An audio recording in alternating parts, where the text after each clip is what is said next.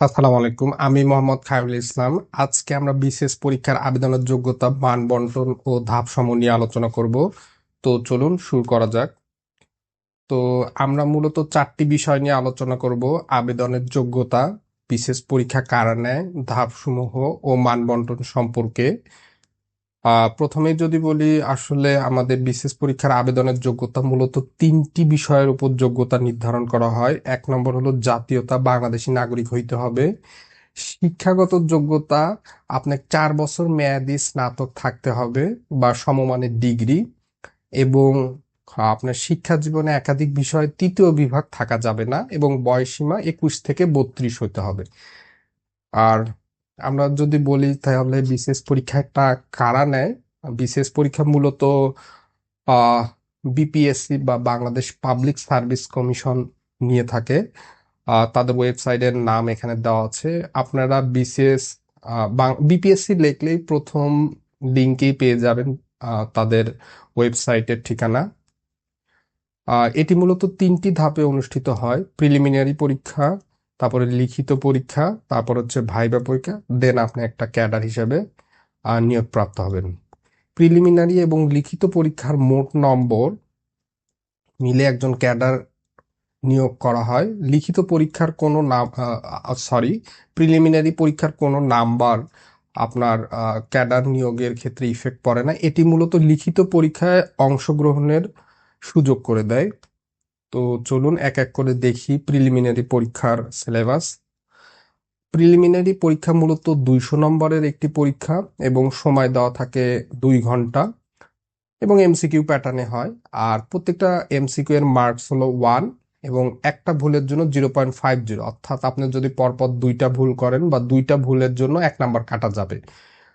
আর আরেকটা কথা হলো, প্রিলিমিনারিতে কোনো মানে হচ্ছে এক্সাক্ট মার্ক নেই যে এই মার্ক পেলে সে প্রিলিমিনারি পাস। প্রত্যেক বছর আমাদের যারা বিসিএস পরীক্ষা নিয়ন্ত্রণ করে থাকেন তারা প্রত্যেক বছর একটা নির্দিষ্ট অ্যামাউন্টের স্টুডেন্টকে প্রিলিমিনারি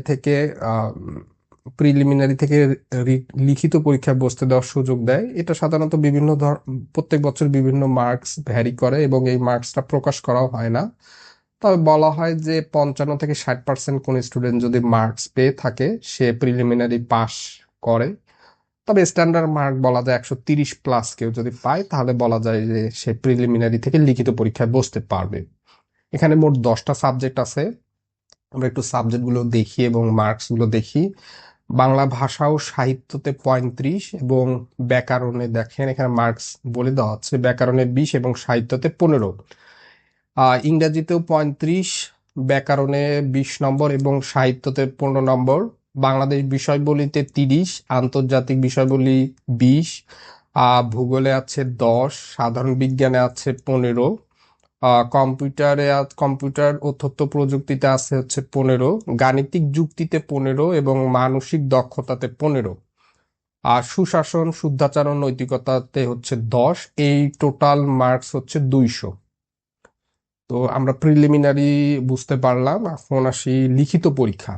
লিখিত পরীক্ষায় কি কি সাবজেক্ট থাকে, প্রথমে এটা একটু বলার আগে একটা তিনটা জিনিস ক্লিয়ার করি।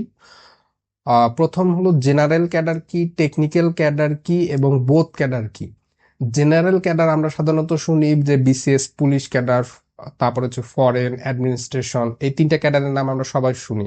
এগুলো হলো জেনারেল ক্যাডার, অর্থাৎ এই ক্যাডারগুলো পাইতে গেলে আপনি কোনো স্পেসিফিক সাবজেক্ট থেকে আন্ডার গ্রাজুয়েট করতে হবে না। টেকনিক্যাল ক্যাডার হলো ইঞ্জিনিয়ার এবং ডাক্তারদের জন্য প্রযোজ্য, এবং বোথ ক্যাডার বলতে বোঝানো হয় যে আপনার জেনারেল ক্যাডার এবং টেকনিক্যাল ক্যাডার দুই ক্যাডারের জন্যই আপনার চয়েস লিস্টে রাখছেন। অর্থাৎ জেনারেল ক্যাডার যদি আপনার প্রথম হয় এবং টেকনিক্যাল ক্যাডার যদি দ্বিতীয় হয়, ধরেন আপনার প্রথম ক্যাডার ছিল পুলিশ এবং দ্বিতীয় ক্যাডার আছে হচ্ছে বিসিএস হেলথ, তাহলে আপনার যদি পুলিশ ক্যাডারে চান্স পান তাহলে হইলেও, যদি পুলিশ ক্যাডারের আপনার র্যাঙ্ক অনুযায়ী না পান সেক্ষেত্রে আপনি হেলথ বা ডাক্তার হিসেবে নিয়োগ পাবেন, সরকারি ডাক্তার হিসেবে নিয়োগ পাবেন। এই জন্য এইটাকে বলা হয় বোথ ক্যাডার, অর্থাৎ তারা জেনারেল ক্যাডারের জন্য কোয়ালিফাই করে এবং টেকনিক্যাল ক্যাডারের জন্য কোয়ালিফাই করে। এখন একজন ব্যক্তি দুই ক্যাডারে কখনোই কোয়ালিফাই করবে না। অর্থাৎ আপনি বোথ ক্যাডার বলতে যেমন যারা ডাক্তার আছেন তারা হচ্ছে সরকারি ডাক্তারি পেশায় নিয়োগ পেতে পারেন, এবং যারা ইঞ্জিনিয়ার আছেন তারা ক্যাডারের মধ্যে যে সকল ক্যাডারে ইঞ্জিনিয়ারিং রিকোয়ারমেন্ট আছে কোনো স্পেসিফিক সাবজেক্টে, তারা ওই ক্যাডারে নিয়োগ পাবেন। তো যারা হচ্ছে উম, একটু মার্ক ডিস্ট্রিবিউশন গুলো দেখি। বাংলাতে আপনি যারা জেনারেল ক্যাডার তারা 200 দিবেন, বোথ ক্যাডার যারা আছেন তারাও 200, কিন্তু টেকনিক্যাল ক্যাডারে যারা আছেন তারা বাংলাতে 100 দিবেন। এবং ইংরেজিতে 200 নম্বর লিখিত। এখানে 200 জেনারেল ক্যাডার, টেকনিক্যাল ক্যাডার এবং বোথ ক্যাডার তিনজনে সমপরিমাণ। কেউ যদি বোথ ক্যাডার দিয়ে থাকেন বা টেকনিক্যাল, বা তারা তো যে কোনো একটা আপনি ক্যাডার, আপনি জেনারেল, টেকনিক্যাল বা বোথ ক্যাডার দিবেন, তাহলে আপনি 200, সেই অনুযায়ী মার্ক ডিস্ট্রিবিউশন হবে। বাংলাদেশ বিষয় বলি আন্তর্জাতিক গাণিতিক যুক্তি ও মানসিক দক্ষতা, সাধারণ বিজ্ঞান ও প্রযুক্তি, পদ সংশ্লিষ্ট কিছু এক্সাম হবে। পদ সংশ্লিষ্ট বলতে হচ্ছে আহ, যেমন যারা ডক্টর আছেন তারা মেডিকেল সায়েন্সের পরীক্ষা দিবেন, আর যারা ইঞ্জিনিয়ার আছেন তারা ইঞ্জিনিয়ারিং ফিল্ডে, কেউ মেকানিক্যাল সাবজেক্টে বিএসসি করে থাকলে তার মেকানিক্যাল সাবজেক্টের কোর্সের উপর পরীক্ষা দেওয়া লাগবে। কেউ সিভিল থেকে পড়লে তার সিভিল রিলেটেড সাবজেক্টের উপর পরীক্ষা দিতে হবে। যারা বোথ ক্যাডার তাদের মার্কস হচ্ছে 1100, এবং জেনারেল ক্যাডারও 900, এবং টেকনিক্যাল ক্যাডারও হচ্ছে 900। কেউ, আচ্ছা, কারা বোথ ক্যাডার চুজ করবেন? যারা ইঞ্জিনিয়ার আছেন বা ডক্টর আছেন তারা সাধারণত এই পরীক্ষাটা দিয়ে থাকেন। আর যারা সাধারণ গ্র্যাজুয়েট তারা এই পরীক্ষাটা দেয় না। আসলে এই পরীক্ষাটা দেওয়া সবচেয়ে বুদ্ধিমানের কাজ। এইভাবে যদি আপনি বোথ ক্যাডারে দেন তাহলে আপনি হচ্ছে অনেক অনেকগুলো ক্যাডার পাইতে সুযোগ সুবিধা পাবেন, মানে অনেকগুলো ক্যাডার লিস্টে আপনি রাখতে পারবেন। যেমন হচ্ছে আপনি পুলিশও রাখতে পারবেন, যদি ইঞ্জিনিয়ার হন তাহলে ইঞ্জিনিয়ারিং ক্যাডার গুলোও রাখতে পারবেন, যদি ডাক্তার হন সেক্ষেত্রে ডাক্তারি পোস্ট গুলোতে আপনি অ্যাপ্লাই করতে পারেন, যদিও বা ডাক্তারি পোস্ট একটাই আছে, বিশেষ হেলথ ক্যাডার যাকে বলা হয়। তো রিটেন নিয়ে কিছু কথা বলি। রিটেনে পাস মার্ক হচ্ছে 50%।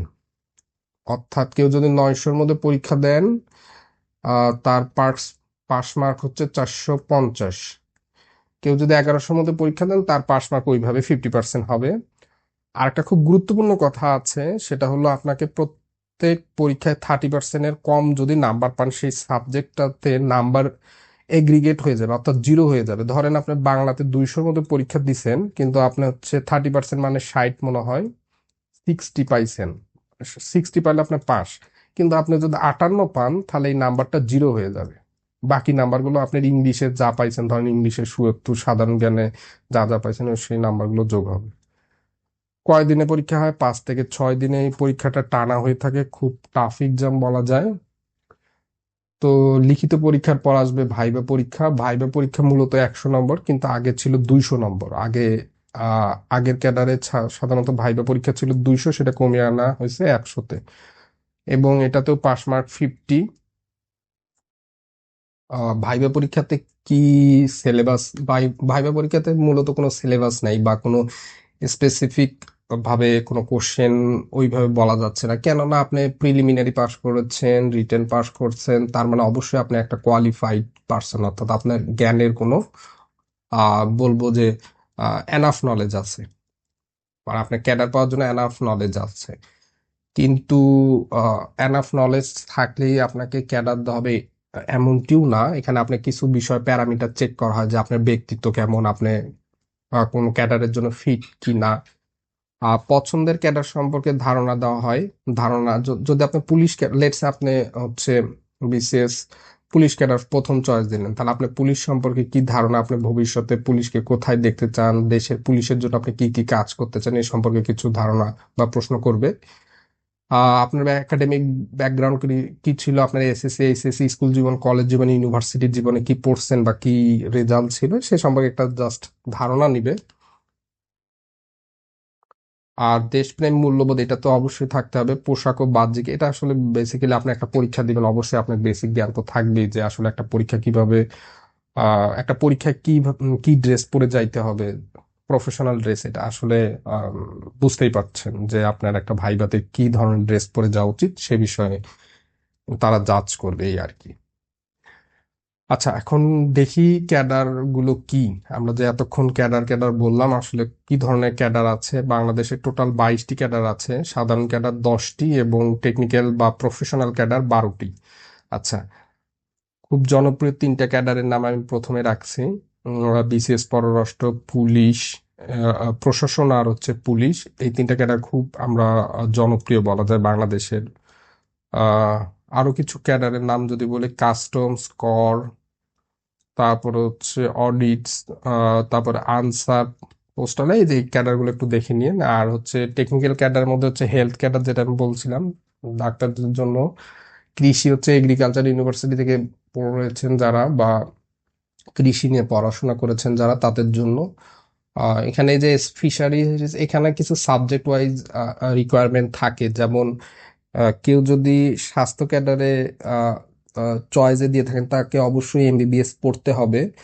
আর যেমন কেউ যদি রেলওয়ে প্রকৌশল হিসাবে নিয়োগ মানে চুজ করে থাকেন, তাহলে হয়তো বা আপনাকে BSc mechanical engineering, civil engineering বা ত্রিপলি থেকে গ্রাজুয়েট, আন্ডার গ্রাজুয়েট করতে হবে, এরকম কিছু রিকোয়ারমেন্ট থাকে। আর হচ্ছে সাধারণ ক্যাডার কাকে বলে? সাধারণ ক্যাডার হলো বেসিক্যালি সরকারি কলেজে প্রভাষক পদ, যেমন হচ্ছে অ্যাকাউন্টিং এর টিচার, তারপর হচ্ছে ফাইন্যান্সের টিচার, ম্যাথসের টিচার বা ফিজিক্সের টিচার। এরা হচ্ছে জেনারেল এডুকেশন, এবং টেকনিক্যাল এডুকেশন হচ্ছে কারিগরি শিক্ষা বোর্ডের আন্ডারে যে আমাদের ডিপ্লোমা স্টুডেন্টরা যারা পড়ে, তাদেরকে পড়ানোর জন্য যে শিক্ষকরা আছেন তাদেরকে বলা হয় টেকনিক্যাল এডুকেশন বা টেকনিক্যাল টেকনিক্যাল। এটা বেসিক্যালি টেকনিক্যাল ক্যাডারেই বলা যায়, যে আপনি কারিগরি বোর্ডের শিক্ষার্থীদের পড়াবেন যারা। তো ধন্যবাদ সবাইকে। পরবর্তী কোনো ভিডিওতে সবার সাথে কথা হবে। ততক্ষণ ভালো থাকবেন, সুস্থ থাকবেন। আসসালামু আলাইকুম।